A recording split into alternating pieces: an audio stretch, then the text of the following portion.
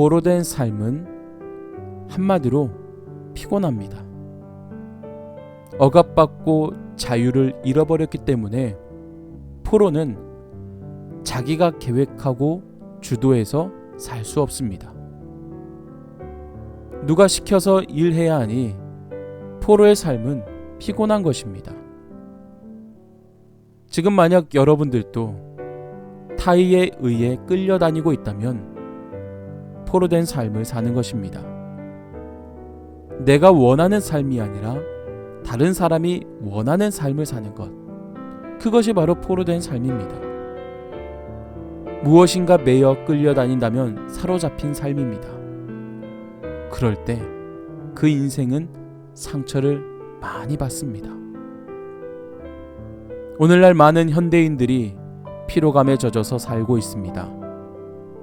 특별히 시대마다 주요한 질병이 있는데 오늘날의 질병은 정신적 질환이라고 말합니다. 우울증 환자가 많은 것도 피로사회와 깊은 연관이 있습니다. 우울증은 현대인의 가장 대중화된 정신적 질병이며 약간의 차이만 있을 뿐 거의 대부분이 가지고 있는 질병이 되었습니다. 많은 사람들이 피곤하다라는 말을 달고 삽니다. 만성피로 증후군이라고 합니다. 피로가 쌓이면 삶의 의욕과 질이 떨어집니다. 피로가 몰려오면 내가 계획하고 꿈꾸는 삶과는 거리가 멀어지게 돼 인생을 주도하지 못합니다. 주어진 일을 해치우기에 급급하니 삶에 재미가 없고 생동감이나 창의력이 일어나지 않습니다. 감사는커녕 원망과 불평이 끊임없이 쏟아집니다. 무엇을 하든지 빨리 실증이 나고 현실로부터 도피하고 싶은 일탈의 욕망에 시달립니다. 이런 삶을 살고 있다면 그 삶은 노역입니다. 하고 싶어서 하는 것이 아니라 하는 수 없이 하는 것입니다. 이스라엘이 왜 피곤한 삶을 살게 되었습니까?